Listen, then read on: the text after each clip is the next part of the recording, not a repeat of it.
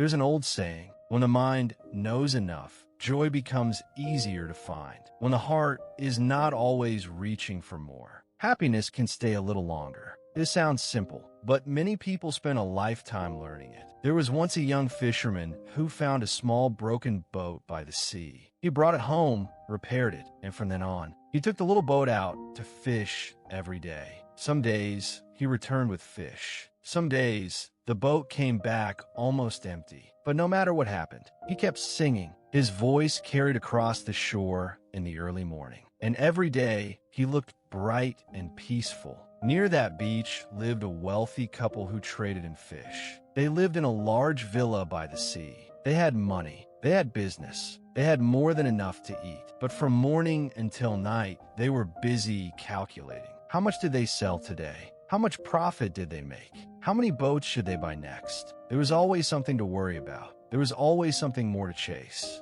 And yet, every day, they heard the young fisherman singing. The wife often wondered, how can he be so happy? Some days, he does not even catch a single fish. And still, he sings as if life is enough. One day, the husband said, I think I know how to test him. So while the young fisherman was sitting on the beach, singing as usual, the husband quietly placed a large bag of money inside his little boat. The next morning, when the fisherman prepared to go out to sea, he found the money. It was more than he had ever held in his hands. With that money, he could buy a larger boat. With a larger boat, he could go farther from shore. Then he could catch more fish. With more fish, he could earn more money. Then he could buy even larger boats and hire workers, and maybe one day become the richest man at the harbor. At first, the dream excited him, but soon, his mind could not rest. He began to lie awake at night, staring at the ceiling. He worried about boats, money, debt, workers, storms,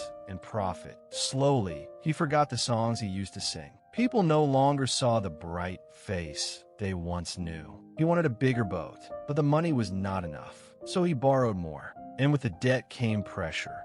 The more he gained, the less peaceful he became. One day, the wealthy couple sat together and talked. The wife asked, how did you do this? Now he is just like us. He no longer knows what joy is. The husband replied, I only gave him more than he truly needed. That was enough to wake his greed. Once a person has something, he may want more. And when wanting more becomes endless, joy has nowhere to rest. Many years passed. The young fisherman became a large boat owner. He also lived in a fine villa near the sea. But every day, he was buried in business. He calculated profit and loss. He worried about the weather. He worried about the boats. He worried about the people working for him. And whenever he saw a young fisherman singing by the shore, he felt a strange envy. He wondered, why do I feel so heavy now? Why was I happier when I had almost nothing? So he searched for happiness. He looked for it in money. He looked for it in a bigger house. He looked for it in reputation. He looked for it in more boats, more business, and more success. But no matter how hard he searched, he could not return to the ease he once had.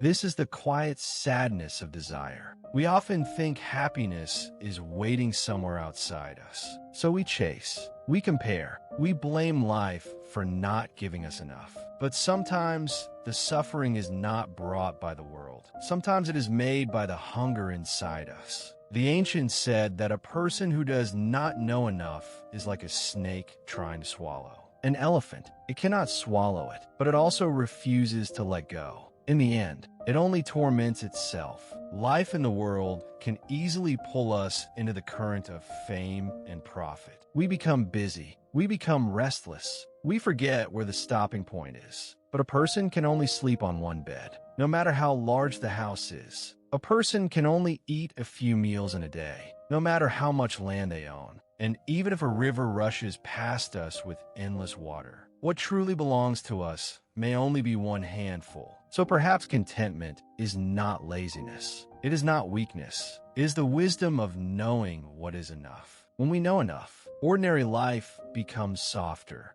When we stop chasing every glittering thing, the heart can finally return home. Thank you for spending this quiet time here. Until next time, take gentle care of yourself.